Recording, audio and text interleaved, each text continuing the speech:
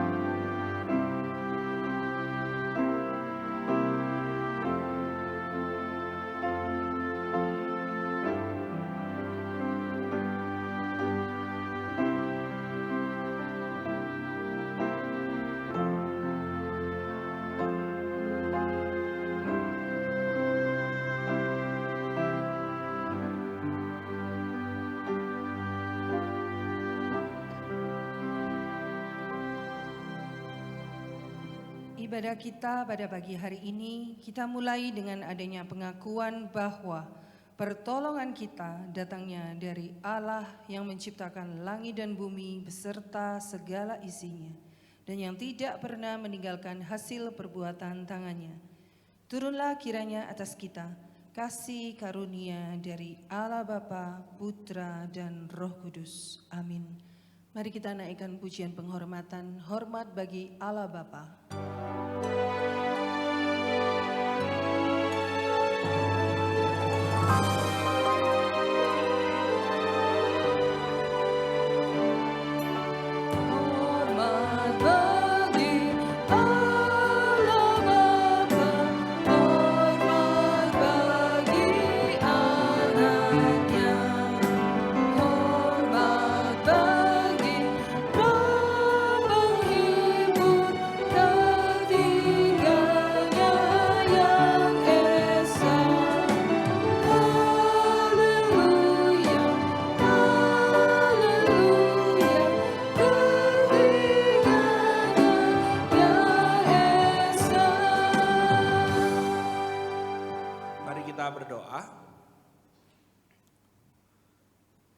Benar ya Tuhan, pada pagi hari ini kami datang menghadap hadirat-Mu yang kudus. Engkau adalah Allah yang agung.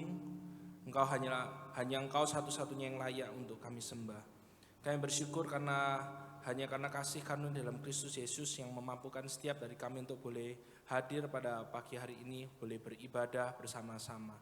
Biarlah kami menyadari ibadah ini bukan karena kami hebat, bukan karena kami layak, tapi karena melalui darah-Mu sajalah yang melayakkan setiap dari kami, sehingga kami boleh datang, boleh hadir untuk memuji, menyembah nama-Mu yang kudus itu. Biarlah ibadah kami pada pagi hari ini menjadi ibadah yang berkenan, menjadi ibadah yang memuliakan nama-Mu saja.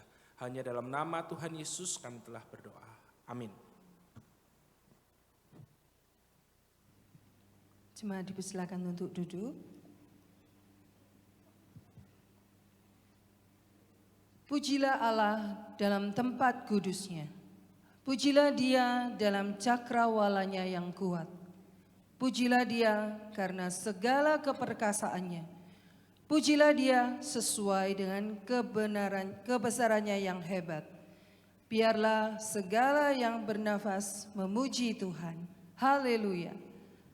Mari Bapak Ibu bersama kita mau puji Yesus, Sang Penebus.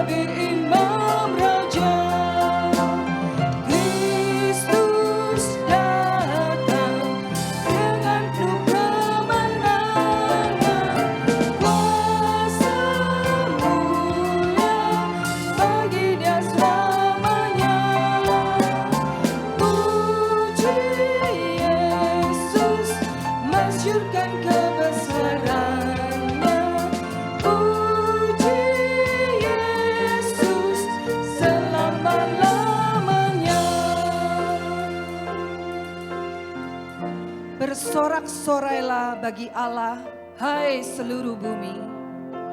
Mazmurkanlah kemuliaan namanya. Muliakanlah dia dengan puji-pujian. Shout to the Lord.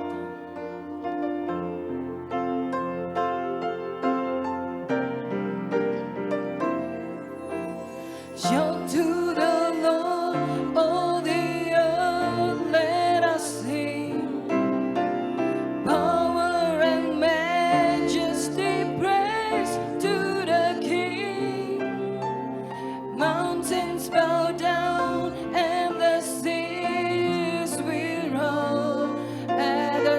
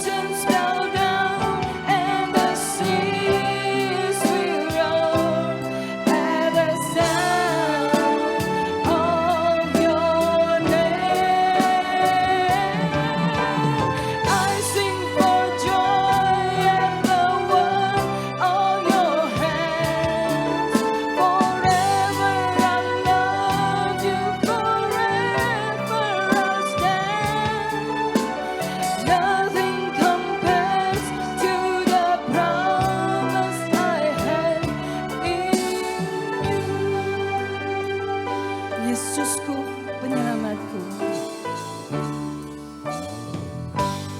Yesusku, penyelamatku, tiada yang seperti Engkau. Setiap hari ku memuji keajaiban kasih-Mu.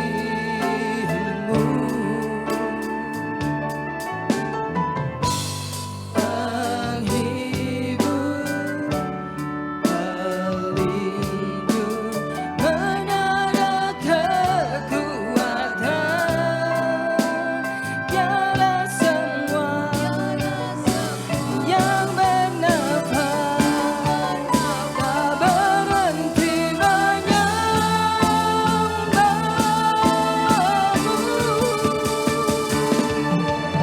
Nyanyi dan bersoraklah bagi Dia, pujian, hormat, kuasa bagi Raja. Gunung tunduk, laut bergelora, mendengar nama-Mu. Kami bersuka Tuhan atas perbuatan-Mu yang ajaib di dalam hidup kami. Selamanya Tuhan Kau kukasihi. Terima kasih Tuhan atas cinta-Mu. Tiada janji seperti yang ada pada, tiada janji seperti yang ada pada, tiada janji seperti yang ada padamu.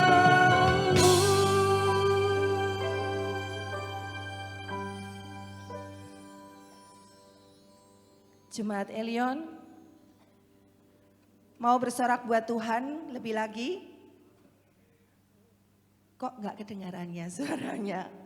Mau bersorak buat Tuhan lebih lagi? Puji Tuhan. Tuhan kita Yesus Kristus, Dia telah mati bagi kita, tapi Dia juga telah bangkit bagi kita. Mari semua yang percaya katakan amin.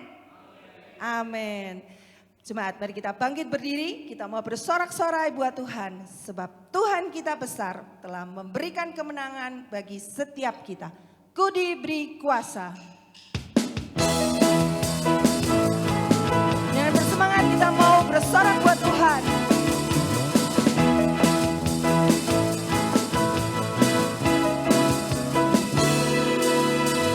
Ku diberi kuasa dan Raja mulia, menaklukkan musuh di bawah kakiku. Ku pakai kuasa dan Raja mulia. Bila Allah ada bersamaku, siapa jadi lawanku? Sungguh besar Kau Tuhanku, Engkau perisai hidupku. Ku berdiri dengan iman dalam Yesus Tuhan. Kau yang memberi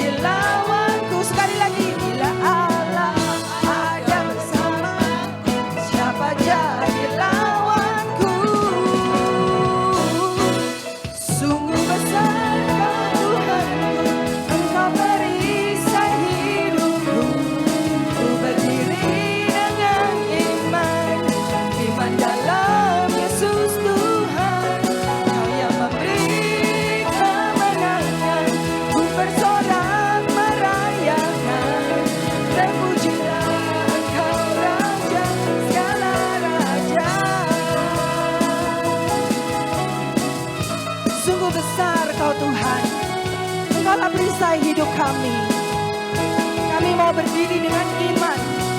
Iman di dalam Yesus Tuhan. Engkau yang memberi kami kemenangan. Kami mau bersorak merayakan. Terpujilah Engkau, Raja atas segala raja. Bersama-sama katakan. Sungguh besar Kau Tuhanku, Engkau merisai hidupku. Ku berdiri dengan iman, iman dalam Yesus Tuhan. Kau yang memberi kemenangan, ku bersorak merayakan. Terpujilah Engkau Raja segala raja. Sungguh besar, sungguh besar Kau Tuhanku, Engkau merisai hidupku. Ku berdiri dengan iman, iman dalam Yesus Tuhan. Kau yang memberi kemenangan, ku bersorak merayakan. Terpujilah Engkau Raja segala raja. Terpujilah, terpujilah Engkau Raja segala raja. Terpujilah Engkau Raja segala raja. Terpujilah Engkau Tuhan, selamanya Kau adalah Raja atas segala raja. Amin. Haleluya. Segala kemuliaan hanya bagi Tuhan. Jemaat dipersilakan untuk duduk kembali. Di dalam hidup yang penuh tantangan dan cobaan, kita perlu pertolongan dan kekuatan dari Tuhan. Bersyukur kita punya Tuhan yang senantiasa hadir dan menopang di setiap detik kehidupan kita. Dialah perisai hidup kita.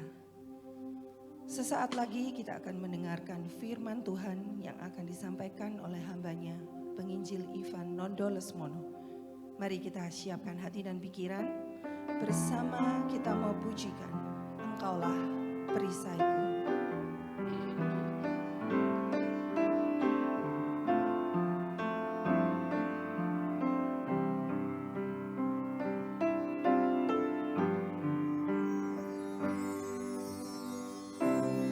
Engkaulah perisaiku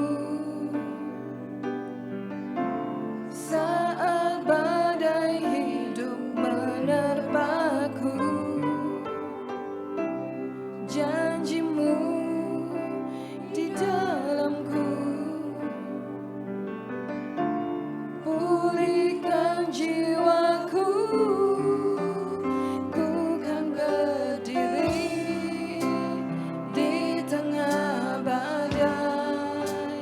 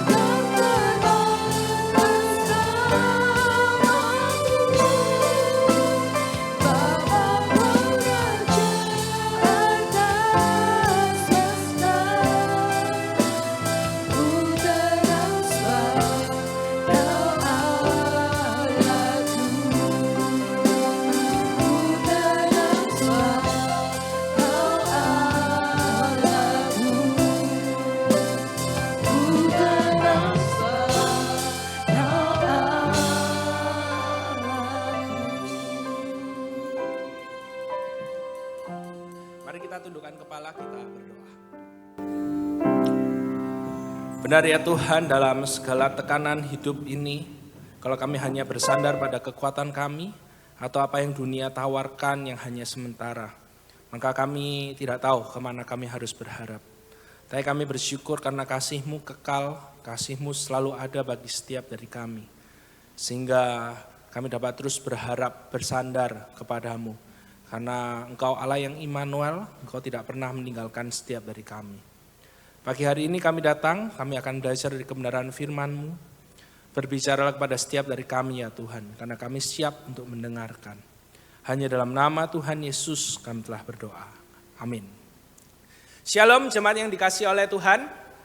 Kita bersyukur untuk kebaikan Tuhan, tidak terasa kita sudah memasuki minggu yang ketiga di bulan Februari ini. Dan bersyukur untuk kesempatan yang diberikan pada saya untuk boleh menyampaikan kebenaran firman Tuhan di tempat ini. Nah, tema khotbah kita pada pagi hari ini adalah kasih yang selalu punya batas. Nah, mari sama-sama kita buka Alkitab setiap dari kita dari Lukas pasal yang ke-10 ayat yang ke-25 sampai 37. Lukas 10 ayat 25 sampai 37, kisah yang terkenal, kisah yang familiar. Tapi mari sama-sama pagi hari ini dengan rendah hati kita belajar dari kebenaran firman Tuhan. Saya mengajak setiap dari kita membacanya secara bergantian. Saya ayat 25, jemaat sekalian ayat 26, begitu seterusnya sampai ayat 37. Pada suatu kali berdirilah seorang ahli Taurat yang mencoba Yesus, katanya, "Guru, apa yang harus kuperbuat untuk memperoleh hidup yang kekal?" 26. Apa yang tertulis dalam hukum Taurat? Apa yang kau baca di sana? Jawab orang itu, "Kasihilah Tuhan Allahmu dengan segenap hatimu dan dengan segenap jiwamu dan dengan segenap kekuatanmu dan dengan segenap akal budimu. Dan kasihilah sesamamu manusia seperti dirimu sendiri." Jawabmu itu benar. Tetapi untuk membenarkan dirinya orang itu berkata kepada Yesus, "Dan siapakah sesamaku manusia?" Jatuh ke tangan penyamun-penyamun yang bukan saja merampoknya habis-habisan, tapi yang juga memukulnya dan yang sudah itu pergi meninggalkannya setengah mati. Kebetulan ada seorang imam turun melalui jalan itu. Ia melihat orang itu, tetapi ia melewatinya dari seberang.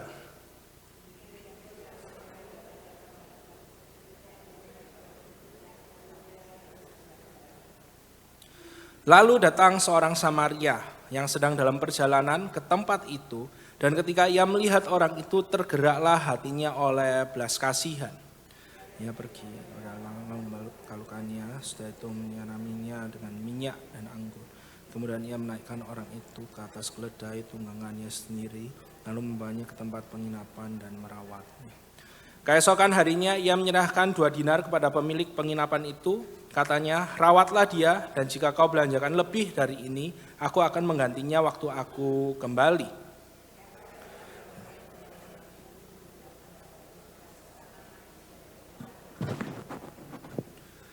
Jawab orang itu, orang yang telah menunjukkan belas kasihan kepadanya. Kata Yesus kepadanya, "Pergilah dan perbuatlah demikian."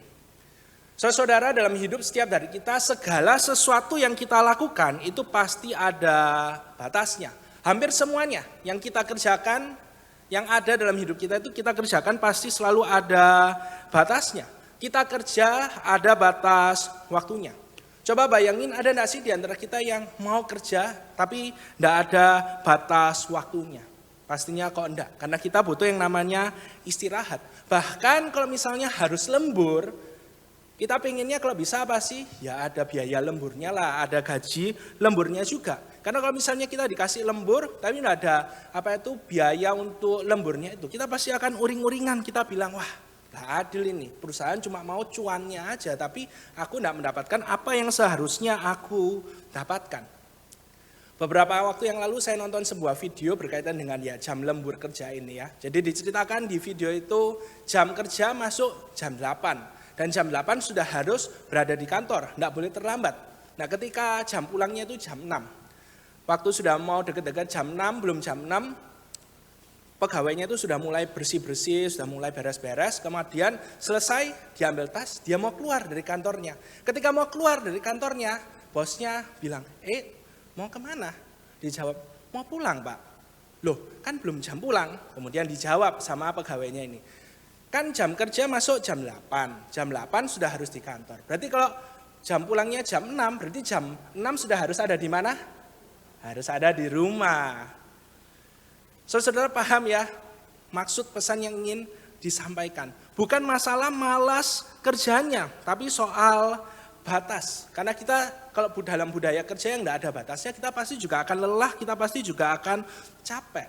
Dan ini ada dalam segala hal yang kita lakukan. Kita menolong orang juga ada batas tenaganya. Kita memberi juga ada batas kemampuannya. Tidak mungkin kita terus-terusan memberi tanpa capek dan tanpa habis. Tapi akhirnya kita pun mengasihi juga ada batasnya. Seringkali dalam hidup setiap dari kita mengasihi sejauh hal tersebut tidak merepotkan. Kita mengasihi sejauh hal tersebut tidak mengganggu. Kita terlibat sejauh harga yang dibayar itu tidak terlalu mahal. Begitu semuanya itu melewati batas tersebut, kita mulai mundur. Bukan karena kita tidak peduli, tapi kita tahu hal tersebut harganya terlalu mahal. Dan kita tidak siap membayar harga dari kasih yang harus kita berikan. Bukannya kita tidak peduli, tapi kita punya alasan. Kenapa kok kita tidak melakukan hal tersebut? Dan seringkali alasannya memang masuk akal dan benar. Karena apa ya? Karena memang kita tidak mampu melakukan hal tersebut. Dan seringkali bunyinya kayak gini. Aku sebenarnya mau nolong kok. Tapi aku peduli. Tapi aku tahu ini tuh hal yang benar. Tapi dan berbagai macam kata tapi yang lainnya. Dan kalau kita perhatikan, kata tapi itulah garis batas akhirnya. Dan disitulah kasih itu berhenti. Dan alasan-alasannya masuk akal karena memang di luar batas kemampuannya kita. Seorang ibu pernah berkata, aku tahu tetanggaku itu lagi butuh bantuan. Aku berpikir mau mampir ke rumahnya, mau menghibur. Tapi setelah aku pikir lagi, sudahlah. Nanti urusannya kalau jadi panjang gimana? Aku kan juga sudah capek kerja seharian. Dan di sini kita melihat ya, bukannya dia tidak peduli. Dia bilang, ya aku peduli tapi ya ini batasnya. Aku tidak bisa melewati batas ini lagi. Bukan karena dia jahat, tapi karena kasih itu terasa terlalu mahal. Begitu juga ada seorang anak muda yang tahu temannya sedang bergumul dengan suatu permasalahan. Dia seharusnya bisa hadir, dia tahu kalau dia hadir, dia bisa membantu temannya itu. Tapi dia berkata dalam hatinya, udahlah, aku enggak mau terlalu ikut campur. Nanti kalau relasinya jadi canggung, bagaimana? Sehingga akhirnya dia memilih untuk diam. Bukan karena enggak tahu apa yang benar itu, apa yang seharusnya dilakukan. Tapi karena takut melampaui batas kenyamanan. Berbicara tentang kasih, mengasihi, peduli dengan orang-orang yang ada di sekeliling kita. Henry Nouwen berkata demikian. Pertanyaan yang sesungguhnya itu bukan seberapa banyak yang bisa kita berikan, melainkan seberapa jauh kita bersedia diganggu. Bukan seberapa banyak yang bisa kita berikan, tapi seberapa jauh kita bersedia diganggu. Dan ini adalah pertanyaan yang harus kita jawab dengan jujur.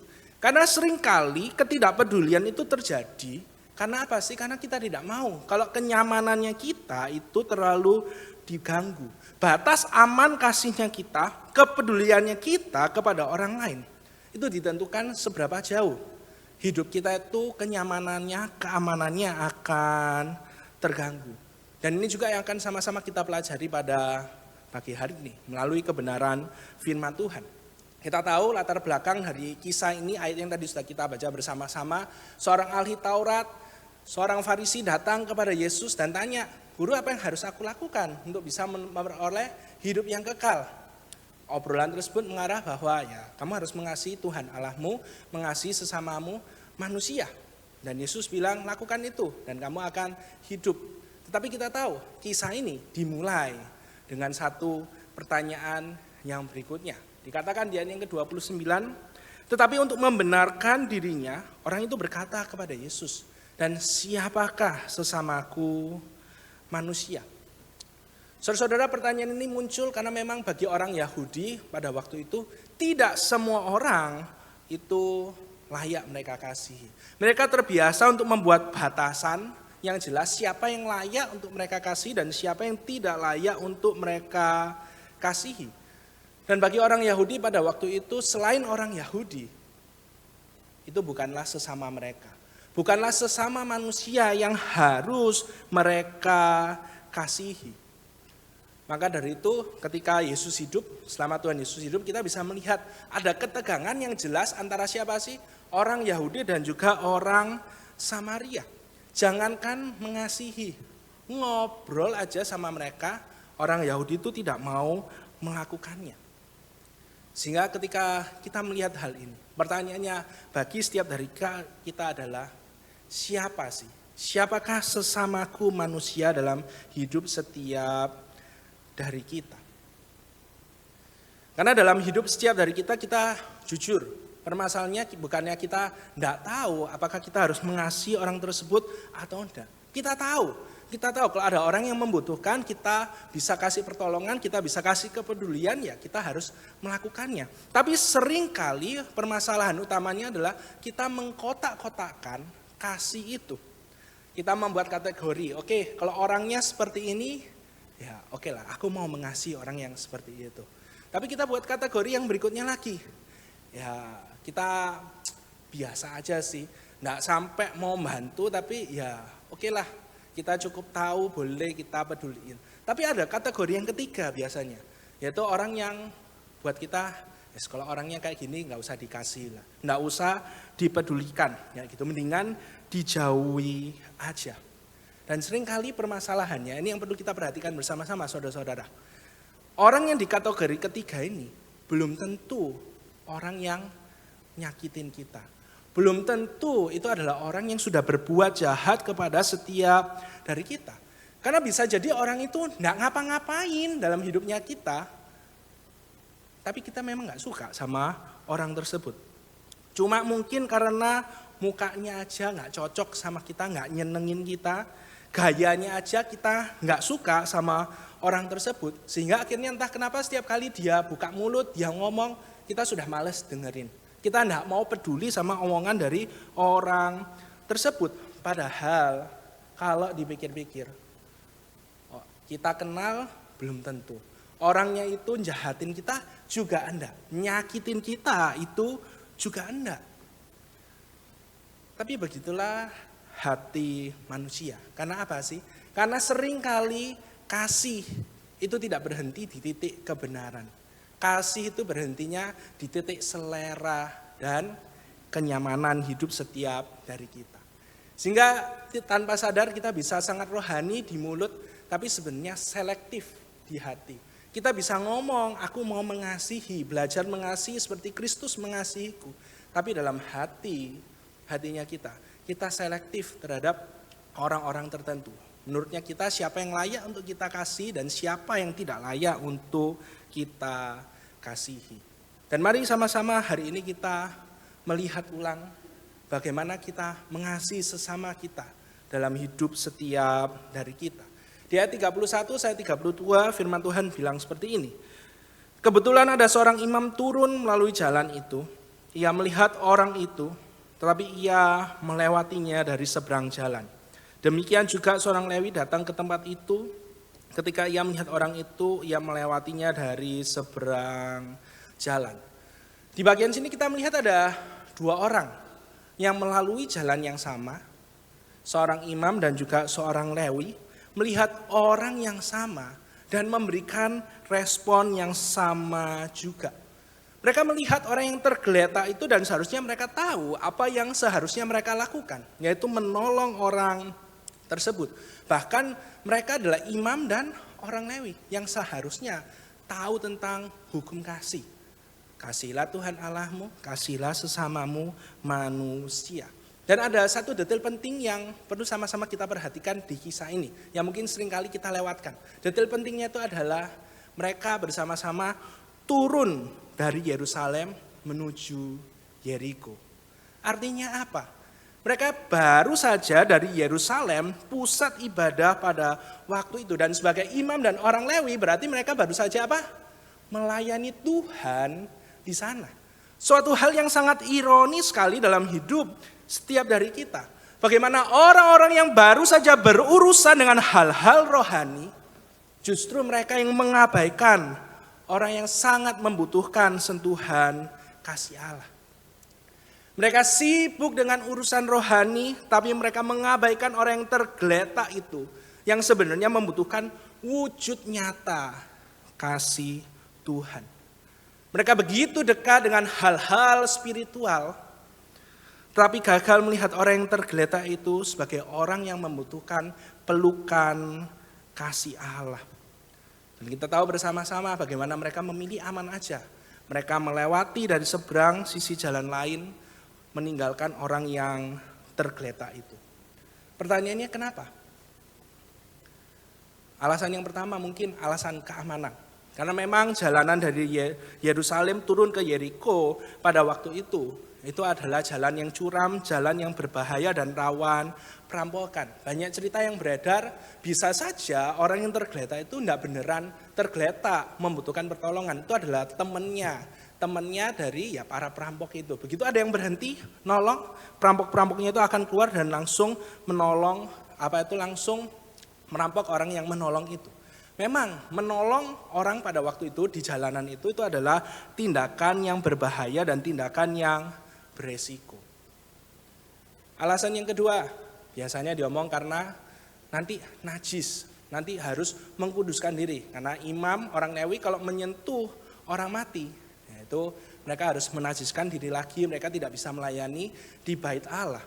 Tapi kalau misalnya kita perhatikan konteksnya menunjukkan bahwa mereka turun dari Yerusalem menuju Yeriko. Berarti mereka bukan sedang mau melayani, tapi mereka sudah melayani. Jatahnya mereka untuk melayani, masanya mereka itu sudah selesai. Jadi kalau diomong nanti tidak bisa melayani Tuhan, enggak. Dalam konteks pada waktu itu mereka sudah selesai kok melayani dan mereka akan pulang ke rumah mereka pada waktu itu. Sehingga yang menarik adalah Alkitab itu juga silent.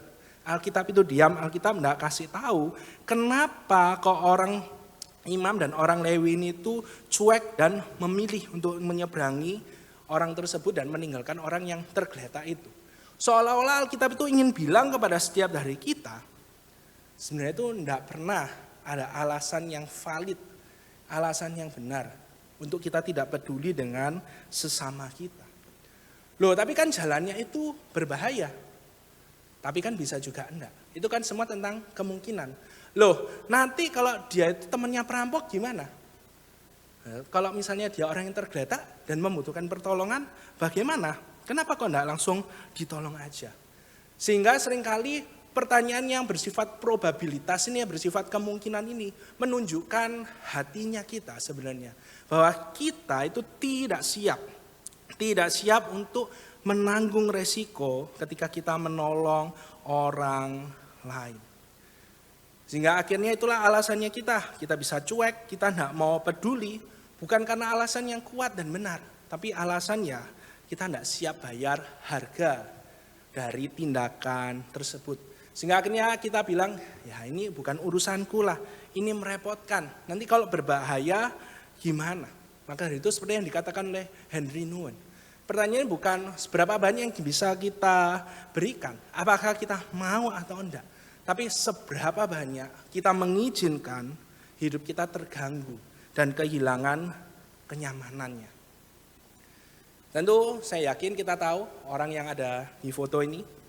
Dia adalah Ibu Teresa yang digerakkan, seorang biarawati yang digerakkan oleh kasih untuk menolong orang-orang di jalanan di Kalkuta di India. Suatu pagi diceritakan ketika dia berjalan di jalanan di Kalkuta, berjalan di gang yang sempit dan kotor. Di pinggir jalan dia melihat seorang pria tua. Tubuhnya cuma tinggal tulang aja, lukanya terbuka dan belatung itu sudah memenuhi kakinya. Banyak orang yang melewati jalan itu, ya tapi dibiarkan begitu saja. Orang tersebut berjalan begitu saja, bukan karena mereka jahat, tapi karena mereka takut. Takut itu penyakit, takut karena baunya, takut kalau nanti hidup mereka terganggu bagaimana. Bahkan seorang relawan yang berjalan bersama dengan Ibu Teresa di sampingnya itu berbisik, "Bu, jangan. Kalau saya tidak akan melakukan itu meskipun dibayar mahal." Ibu Teresa juga berkata, "Saya juga tidak melakukan ini karena dibayar." Akhirnya yang dilakukan Bu Teresa, dia menunduk, dia mengangkat tubuh pria itu dengan tangannya, membersihkan luka-lukanya dan membawanya ke rumah penampungan. Mungkin waktu dibawa ke rumah penampungan banyak yang melihat apa yang dilakukan oleh Ibu Teresa ini. Kenapa kok membawa orang yang seperti ini? Karena memang secara medis itu beresiko, secara sosial itu menjijikan, dan secara manusiawi penglihatan yang seperti itu mengganggu kenyamanan setiap dari kita. Dan beberapa jam kemudian pria tersebut meninggal dunia, tetap meninggal dunia. Tapi sebelum meninggal dunia dia berkata demikian, "Aku hidup seperti binatang di jalanan, tapi aku mati seperti seorang yang dikasihi." Saudara, apa yang Ibu Teresa lakukan itu tidak mengubah hasil akhirnya. Pria itu juga pada akhirnya tetap meninggal. Kasih yang Ibu Teresa tunjukkan tidak mengubah banyak hal, tidak menyelesaikan masalah besar. Tapi satu hal yang perlu kita sama-sama sadari. Seringkali kasih yang kita tunjukkan, kepedulian kepada orang lain, itu memang tidak menyelesaikan banyak hal permasalahan dalam dunia ini. Tapi kasih yang sejati itu selalu melakukan suatu hal. Dia mendekat meskipun ada resikonya. Dan pertanyaan bagi setiap dari kita pagi hari ini adalah, apakah kita mau mengasihi ketika kasih itu berbahaya? Ketika kasih itu merepotkan dan mengganggu hidup kita. Saudara, apakah kita tetap mau mengasihi ketika kita sudah lelah bekerja seharian, tapi kemudian ada orang yang tiba-tiba muncul, membutuhkan pertolongannya kita, atau mungkin cuma sekedar membutuhkan telinganya kita untuk mendengar curhatan dalam kehidupan mereka. Padahal kita sudah capek, kita pinginnya istirahat, kita maunya itu me time. Apakah kita mau menunjukkan kasih itu dalam kondisi yang seperti itu? Apakah kita tetap mau mengasihi ketika kasih itu mulai mengganggu jadwalnya kita, merusak rencana hidup kita, dan menuntut lebih dari sekedar niat baik? Atau jangan-jangan seringkali kasih itu berhenti di titik di mana hidup kita itu tidak lagi aman dan tidak lagi terkendali. Ayat 33 sampai 35 dikatakan demikian. Lalu datang seorang Samaria yang sedang dalam perjalanan ke tempat itu, dan ketika ia melihat orang itu, tergeraklah hatinya oleh belas kasihan. Ia pergi kepadanya, lalu membalut luka-lukanya, sudah ia menyiramkan dengan minyak dan juga anggur. Kemudian ia menaikkan orang itu ke atas keledai tunggangannya sendiri, lalu membawanya ke tempat penginapan dan merawatnya. Keesokan harinya ia menyerahkan 2 dinar kepada pemilik penginapan itu, katanya, "Rawatlah dia, dan jika kau belanjakan lebih dari ini, aku akan menggantinya waktu aku kembali." Saudara, apa yang Yesus ceritakan di sini, apa yang Yesus katakan di sini sungguh tidak terduga, khususnya bagi ahli Taurat dan orang Farisi yang datang kepadanya pada waktu itu. Karena Yesus langsung melanjutkan dengan kata, "Lalu datanglah seorang Samaria." Bukan seorang imam lagi yang mungkin lebih berbelas kasih, bukan orang Lewi yang lebih berbelas kasih, tapi seorang Samaria. Orang yang tidak dipedulikan pada waktu itu, orang yang dianggap rendah dan dianggap tidak layak untuk dikasihi. Dan yang lebih mengejutkan lagi, Yesus melanjutkan bagaimana lalu ia melihat orang itu. Orang Samaria melihat orang yang tergeletak itu. Bukan cuma sekedar lihat lewat begitu saja. Tapi ini adalah lihat yang berhenti. Lihat yang memperhatikan. Sehingga apa? Sehingga dia sadar, aku harus melakukan sesuatu nih buat orang ini. Orang Samaria ini bukan cuma lihat kemudian buang muka. Tapi dia melihat realitas dari penderitaan orang tersebut. Sehingga akhirnya Yesus berkata, lalu tergeraklah ia oleh belas kasihan. Bukan cuma simpati, bukan cuma rasa iba dari jarak jauh, tapi suatu belas kasihan yang harus dia menggerakkan dia untuk melakukan suatu tindakan. Bukan cuma bilang, aduh kasihan ya orang ini tergeletak luka-luka seperti ini. Tapi belas kasihan yang nggak bisa diam. Di mana akhirnya Lukas mencatatkan sendiri bagaimana dia mendekat, dia menyentuh luka-lukanya, menuangkan minyak dan anggur miliknya sendiri. Dia bukan cuma kasih saran, dia bukan cuma mendoakan dari jauh, tapi lebih dari itu. Dia mengangkat orang itu ke atas keledai tunggangannya sendiri. Artinya apa, saudara-saudara? Artinya dari tempat itu sampai ke penginapan, dia harus jalan kaki. Suatu kasih yang Yesus tunjukkan, di mana kasih itu bukan cuma ketika nyaman, ketika oke aja, tapi kasih yang rela berkorban, mengorbankan kenyamanan, waktu, tenaga dan miliknya sendiri. Saudara, khususnya kita melihat bagaimana belas kasih yang ditunjukkan oleh orang Samaria ini. Yang pertama ialah belas kasih yang rela berkorban. Dia mengorbankan apa yang menjadi miliknya, minyak, anggur, semuanya dia pakai untuk menolong orang yang sekarat itu, orang yang hampir mati itu.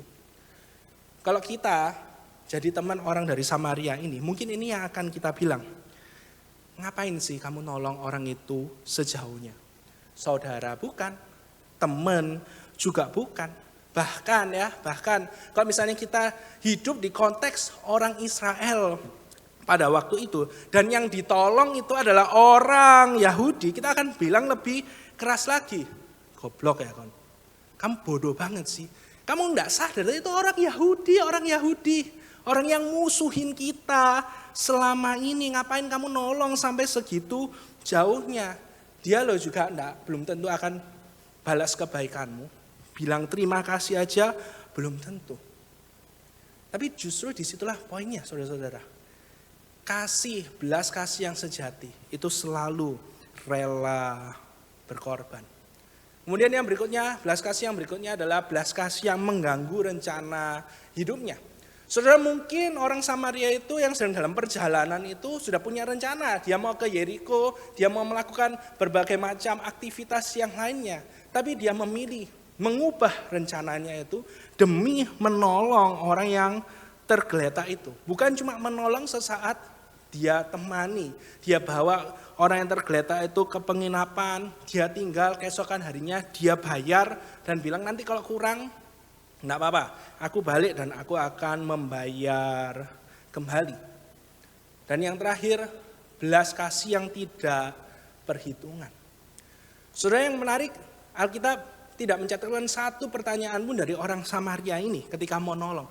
Apakah orang ini layak aku tolong? Yang seringkali kita tanyakan kepada diri kita sendiri, apakah ini aman buat aku kalau aku melakukan hal ini? Yang juga seringkali jadi pertimbangannya kita ketika kita mau menolong orang lain.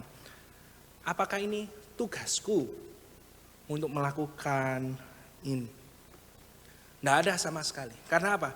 Karena memang belas kasih yang sejati itu tidak dimulai dari list pertanyaan, tapi dari hati yang tergerak untuk melakukan sesuatu meskipun itu artinya hidup kita terganggu, meskipun kenyamanan kita itu berkurang, meskipun kita bisa saja terancam. Sehingga pertanyaan bagi setiap dari kita adalah sejauh mana kita mau berbelas kasih kepada sesama kita. Karena dalam kehidupan setiap dari kita bukannya enggak punya belas kasih loh. Nah, kita punya belas kasih itu. Hati yang tergerak, hati yang bisa merasa iba. Tapi masalahnya adalah seringkali kita menjaganya dalam jarak yang aman, dalam batas yang terkendali. Selama itu tidak mengganggu jadwalnya kita, tidak menuntut banyak perubahan dalam hidup setiap dari kita. Belas kasih yang rapi dan aman. Sehingga kita melihat kita tahu, tapi kita tidak mau memikirkan itu terlalu lama-lama. Karena kalau kita pikirkan itu terlalu lama-lama, kita tahu. Kita tidak bisa cuma berhenti mikir toh. Kita harus action, kita harus melakukan sesuatu untuk menyelesaikan permasalahan tersebut. Sehingga akhirnya yang terjadi seringkali kita peduli, tapi dari jarak yang aman. Dari jarak yang aman yang merasa kita cukup dekat untuk merasa Aku tidak seburuk orang-orang yang nggak peduli kok. Tapi cukup jauh supaya hidup kita itu tidak terganggu kenyamanannya. Kita tergerak selama hal tersebut tidak mengubah rencana kita, tidak bikin jadwal kita berantakan, dan tidak menuntut lebih dari sekedar niat baik. Dan mungkin kita seringkali menghidupi hidup kekristenan yang seperti itu. Bukan tanpa kasih, tapi kasih yang selalu kita kontrol. Padahal yang Yesus tunjukkan adalah kasih yang rela melepas kendali. Henry Nouwen berkata demikian. Belas kasih mengundang kita pergi ke tempat yang menyakitkan, masuk ke ruang penderitaan, dan ikut berbagi dalam keterpecahan, ketakutan, kebingungan, dan luka. Tapi seringkali yang terjadi dalam hidup setiap dari kita adalah kita mau mengasihi, tapi kita tidak mau masuk ke tempat yang menyakitkan itu. Kita ingin tetap bersih, tetap rapi, tetap memegang kendali. Sehingga melalui perumpamaan ini sebenarnya Yesus ingin bertanya kepada setiap dari kita. Siapa orang-orang yang dalam hidup kita yang membutuhkan pertolongan kita, kepeduliannya kita. Tapi seringkali kita lewatin begitu aja. Mungkin itu bukan orang asing di pinggir jalan. Tapi mungkin itu adalah orang yang terdekat dengan kita, yang sedang kelelahan, yang butuh pelukannya kita, yang butuh mungkin telinganya kita aja untuk dengerin ceritanya. Mungkin itu adalah rekan kerja yang menjengkelkan, tapi sebenarnya dia punya suatu kebutuhan dalam hidupnya yang perlu untuk kita tahu, kita dengarkan ceritanya. Anggota keluarga yang bikin emosi, melelahkan, atau seorang yang kisah hidupnya itu terlalu rumit untuk kita dengarkan. Sehingga akhirnya kita berkata, I care, aku peduli. Tapi sekarang bukan waktu yang tepat. Aku mau nolong sih, tapi sudah terlalu banyak tuntutan, nggak bisa sekarang ini. Dan seringkali kita menyebutnya ini bukan penolakan, tapi kita sebutnya apa? Realistis ajalah. Realistis ajalah dalam menjalani hidup ini. Sehingga firman Tuhan pada pagi hari ini bertanya kepada setiap dari kita. Seberapa jauh aku bersedia membiarkan kasih mengganggu hidupku? Saudara-saudara, jujur ini adalah pertanyaan yang berat buat setiap dari kita, khususnya kalau kita merasa aku harus mengasihi dengan kekuatan yang aku miliki. Itu sangat susah. Kenapa? Karena jujur kasih yang mengganggu hidup kita itu tidak akan membuat hidup kita jauh lebih mudah. Akan membuat hidup kita itu pasti lebih susah.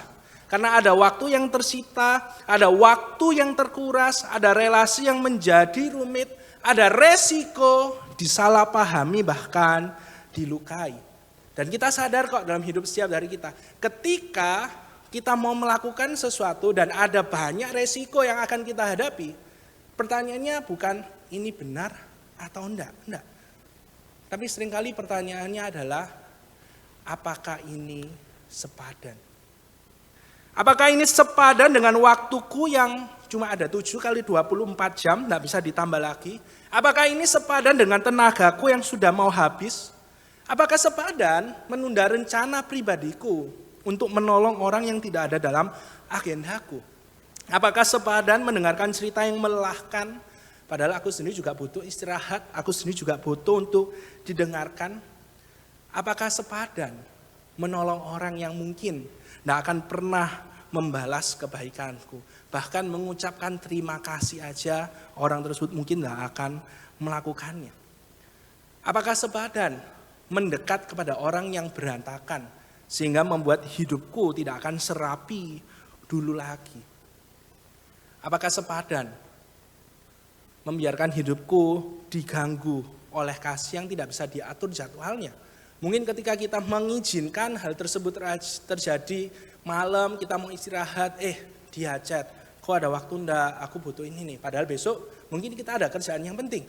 Apa kita mau mendengarkan orang ini? Bahkan mungkin kalau enggak didengarkan, ya ada something yang mungkin happen.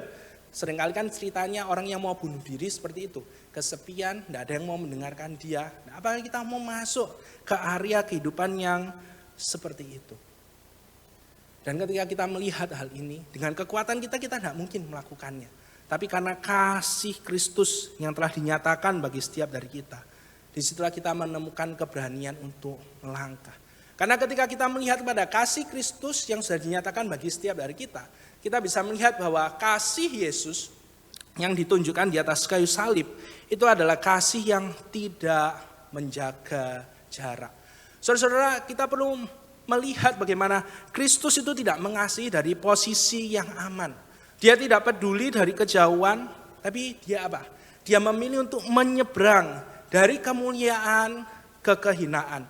Dari surga yang sempurna, masuk ke dalam dunia yang sudah rusak oleh dosa. Saudara, Kristus melihat kita tergeletak karena dosa, tapi dia tidak berpaling. Dia tergerak oleh belas kasihan dan tidak mundur.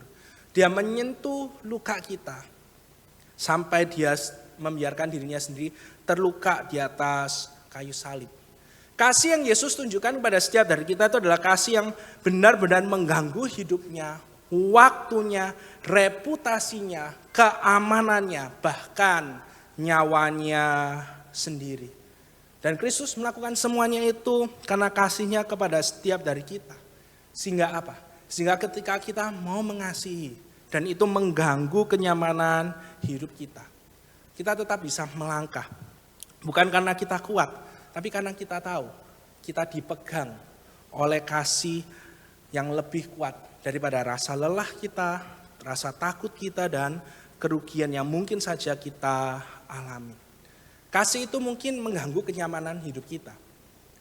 Tapi kita sadar bahwa kasih yang mengganggu kenyamanan hidup kita itu tidak akan pernah menghancurkan hidup kita. Karena kita aman di dalam Kristus. Orang di sini, di foto ini bernama Jan Vanier. Saudara, orang ini sebenarnya punya hidup yang nyaman. Karirnya jelas, pendidikannya tinggi, dan dia bisa mengatur supaya hidupnya itu nyaman, aman, dan terjamin. Dia seorang perwira angkatan laut, seorang yang intelektualnya bagus dan tahu bagaimana menyusun masa depannya itu supaya terjamin selalu. Sampai suatu waktu dia mengunjungi sebuah institusi, dan di sana dia bertemu dengan 2 orang dengan disabilitas intelektual. Ketika dia menemukan orang itu, dia melihat 2 orang ini itu bukannya ditolak. Enggak, di sana dikasih makan, dirawat, tapi dia melihat bagaimana mereka berdua itu sendirian. Sehingga yang dilakukan oleh Jan Vanier bukan cuma sekedar mendukung institusi tersebut, lembaga itu, mendoakan pelayanan mereka. Tapi lebih dari itu, dia berkata, minta izin supaya 2 orang ini tuh bisa tinggal bersama dengan dirinya di rumahnya. Melakukan suatu hal yang berbahaya.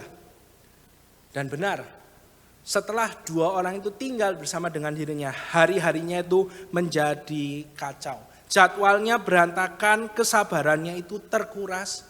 Orang yang dia pedulikan, orang yang dia cintai, ternyata seringkali ada momen-momen menjadi mencekno dan sulit untuk dia kasihi. Emosinya meledak, tapi di tengah semua kondisinya itu dia tetap memilih peduli. Dia tetap memilih untuk mengasihi. Dia tidak berhenti untuk mengasihi, meskipun kasih itu mengganggu kehidupannya. Saudara, apakah kita bersedia untuk tetap mengasihi ketika kasih itu mulai mengganggu hidup setiap dari kita? Ketika kasih itu berarti kita harus mengorbankan waktu istirahat kita, menuntut bukan cuma sekedar peduli dari jarak jauh, tapi hadir di kehidupan seseorang. Apakah kita tetap mau mengasihi ketika orang yang kita kasihi itu tidak berubah? Ketika mengasihi berarti kita mengizinkan diri kita terluka. Mengampuni berarti mengizinkan kita untuk disakiti lagi. Apakah kita tetap mau mengasihi? Ketika kasih itu mulai mengganggu jadwal kita, menguras tenaga kita, dan membayar harga yang tidak pernah kita rencanakan. Saudara, mengasihi yang sampai mengganggu hidup kita itu tidak pernah mudah untuk kita jalani. Tapi saya mengajak setiap dari kita untuk mengingat satu hal ini.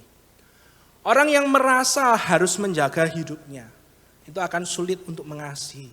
Tetapi orang yang tahu hidupnya itu aman dalam Kristus, akan berani membayar harga kasih. Pertanyaannya, apakah kita sungguh percaya bahwa hidup kita ini tuh aman di dalam Kristus? Atau ternyata memang ada hal-hal yang kita genggam erat-erat dalam hidup kita yang kita tidak rela kalau kita kehilangan hal ini. Sehingga ketika mengasihi itu artinya kita harus kehilangan apa yang berharga ini. Entah waktu, tenaga, kenyamanan dalam hidup setiap dari kita. Kita memilih untuk stop, berhenti. Dan tidak mau mengasihi lebih jauh. Mari pagi hari ini kita datang kepada Tuhan dengan jujur. Apapun yang kita genggam saat ini, mari sama-sama kita serahkan kembali kepada dalam tangannya. Karena hanya ketika hidup kita sungguh-sungguh kita percayakan kepada Kristus, di situ kita akan berani untuk mengasihi tanpa takut kehilangan. Mari sama-sama kita berdoa. Tuhan, kami bersyukur firman-Mu mengingatkan setiap dari kami bahwa kasih itu pasti mengganggu hidup kami. Seringkali dalam hidup kami mengasihi, tapi selama itu nyaman, selama itu tidak banyak harga pengorbanan yang harus kami lakukan. Tapi ketika kami melihat bagaimana Engkau mengorbankan bukan cuma waktumu, bukan cuma tenagamu, tapi nyawamu sendiri bagi setiap dari kami. Biarlah setiap dari kami mau belajar untuk mengasihi, meskipun kasih itu mengganggu. Karena kami tahu hidup kami aman di dalam-Mu. Ajarlah setiap dari kami untuk sadar aman bukan berarti semuanya lancar. Tapi aman karena Engkau terus memegang hidup kami. Sehingga ketika kasih itu memaksa kami untuk keluar dari zona nyaman. Bukan cuma sekedar berkata, aku doakan ya, yang kuat ya, Tuhan menyertai kok. Tapi harus membuat kita melakukan suatu tindakan yang nyata untuk menolong seseorang. Dan ada resiko dari semuanya itu. Ajarlah kami belajar untuk melangkah dengan iman. Karena kami percaya Engkau bersama dengan kami, kasih yang terlebih dahulu mengasihi kami. Itu yang terus menopang kami. Sehingga kami juga dapat belajar mengasihi orang-orang yang membutuhkan sentuhan kasih Kristus di dalam kehidupan mereka. Hanya dalam nama Tuhan Yesus kami telah berdoa. Amin. Saya mengajak setiap jemaat untuk bangkit berdiri. Mari sama-sama kita naikkan dua pokok doa kita pada pagi hari ini. Yang pertama kita doakan untuk Gereja Elion Rungkut, untuk pelayanan khususnya juga dari para pengurus dan juga penginjil Sulaiman dan penginjil Lois. Biarlah mereka bersama-sama bekerja sama untuk mengerjakan pelayanan pekerjaan Tuhan di tempat ini. Dan yang kedua juga kita akan sama-sama dukung dalam doa untuk negara kita. Kita tahu kondisinya tidak baik-baik saja, tapi biarlah juga setiap dari kita belajar, percaya di dalam kedaulatan Allah semuanya tidak ada yang kebetulan. Mari sama-sama kita angkat suara kita berdoa. Ya Tuhan, pada saat ini kami datang kepada-Mu, kami berdoa menyerahkan untuk pelayanan di Elion Rungkut. Tuhan bersyukur untuk setiap hal yang Engkau percayakan pada gereja-Mu tempat ini sampai saat ini. Tentu ada hal-hal yang di luar kemampuan kami, di luar apa yang bisa kami lakukan. Tapi biarlah juga setiap pengurus bekerja sama dengan penginjil Sulaiman dan penginjil Lois dapat melihat kalau ini pekerjaan Tuhan yang Tuhan percayakan, pintu-pintu sudah Tuhan bukakan. Mereka pun juga belajar mau melangkah dengan langkah iman, mengerjakan segala sesuatunya meskipun ada tantangan, meskipun ada hal yang tidak mudah. Karena kami percaya semakin besar tantangannya, maka semakin besar pekerjaan yang sedang Tuhan titipkan di tempat-Mu, di tempat ini.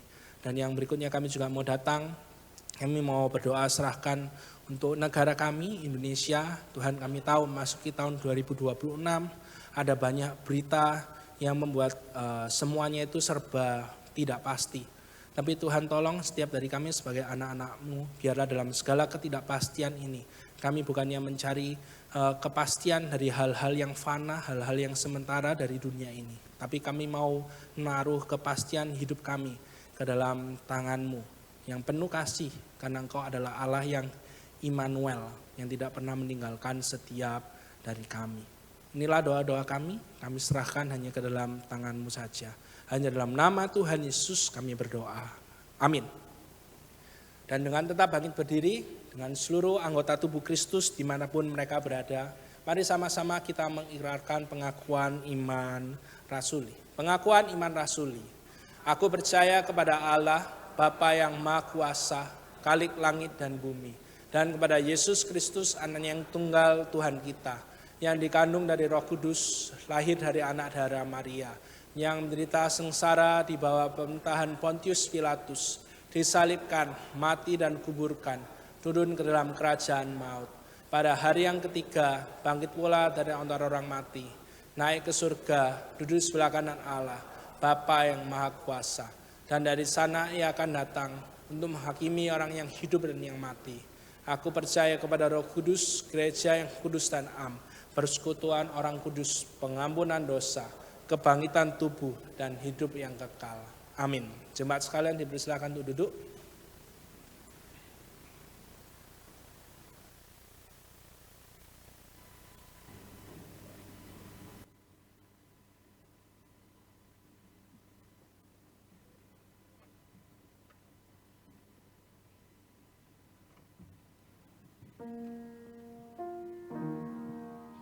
Bersyukur atas firman Tuhan yang telah kita dengar.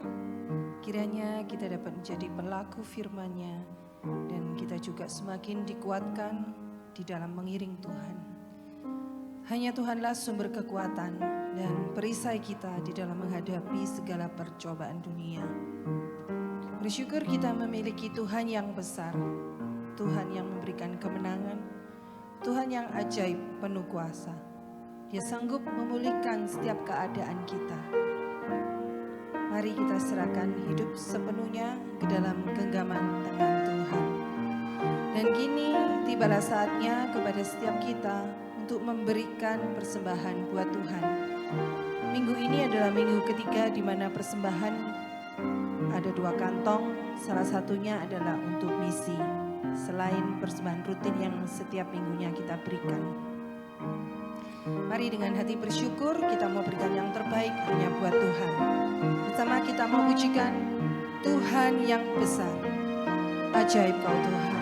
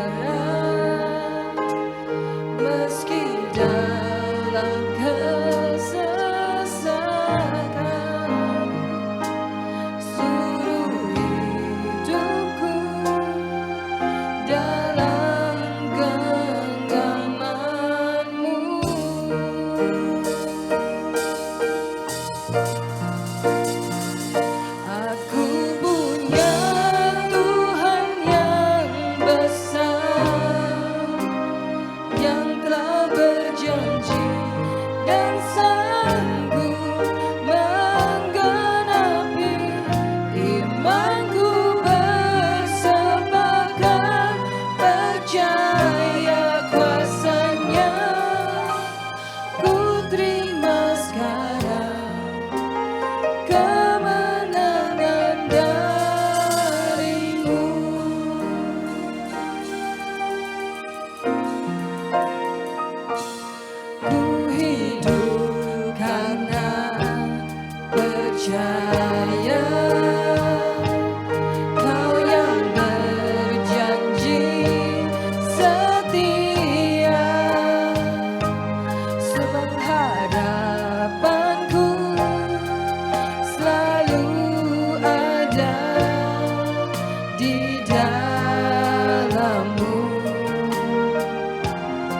Kami tidak akan menyerah Tuhan.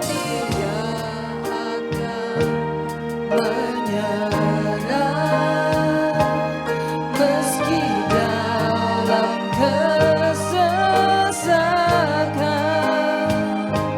seluruh hidupku dalam genggaman-Mu.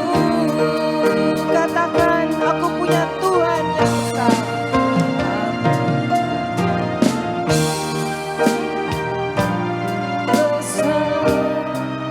Dia sanggup menggenapi setiap janji-janjinya.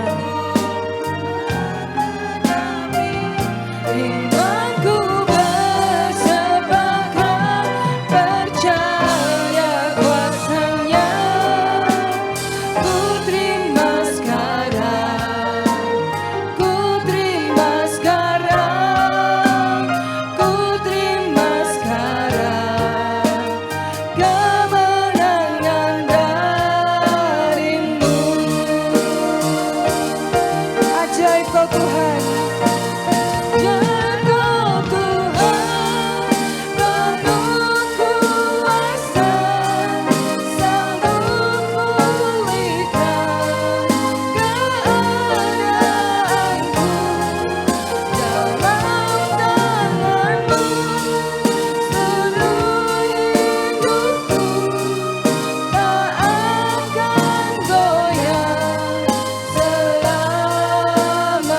Mari kita bangkit berdiri.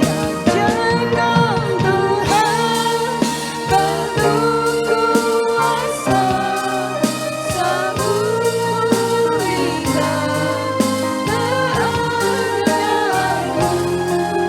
Dalam tangan-Mu seluruh hidupku tak akan goyah selamanya. Ajaib Kau Tuhan. Ajaib Kau Tuhan, penuh kuasa, sanggup pulihkan keadaanku.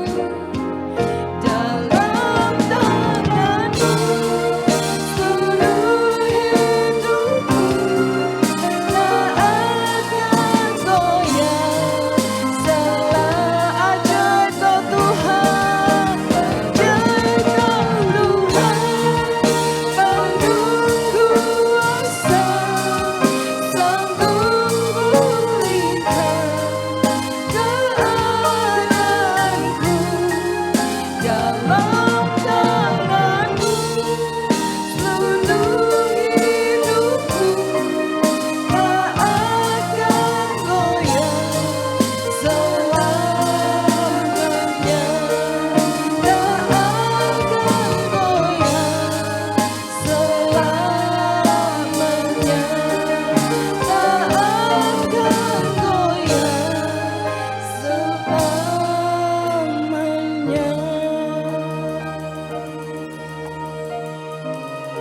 Benar Tuhan, di dalam tangan-Mu hidup kami aman. Terima kasih. Mari kita masuk di dalam doa persembahan. Bapa kami yang baik, Bapa kami yang berada di dalam kerajaan surga, kami sungguh mengucap syukur Tuhan, bahwa kami memiliki Tuhan yang seperti Engkau.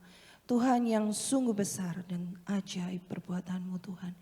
Tak henti-hentinya Tuhan karya perbuatan-Mu yang sungguh ajaib itu kami terima di dalam hidup kami. Terima kasih Bapa, terima kasih Kau sudah memelihara kami hingga detik ini Tuhan. Dan untuk selanjutnya kami yakin dan percaya kasih-Mu terus menyertai sepanjang kami hidup. Tuhan, kini saatnya Tuhan kami menyerahkan setiap persembahan yang sudah kami berikan dengan hati yang tulus dan kami mau berikan yang terbaik. Kiranya Tuhan mau menyucikan, melayakkan persembahan ini dan memberikan hikmat pada para pengurus di tempat ini untuk mengelolanya dengan hati yang takut akan Tuhan dan penuh tanggung jawab. Sehingga persembahan ini Tuhan tidak hanya berbau harum dan menyenangkan hati-Mu, tetapi juga dapat mendukung pekerjaan di dalam gerejamu ini Tuhan. Terima kasih Bapa, kami naikkan doa dan syukur kami ini hanya di dalam tangan kasih-Mu, Putra-Mu tunggal, Tuhan Yesus kami, Juru Selamat yang hidup. Terima kasih Tuhan. Amin. Dengan tetap berdiri, marilah kita naikkan segala hormat, pujian dan kemuliaan kita hanya bagi Allah Tritunggal. Doksologi.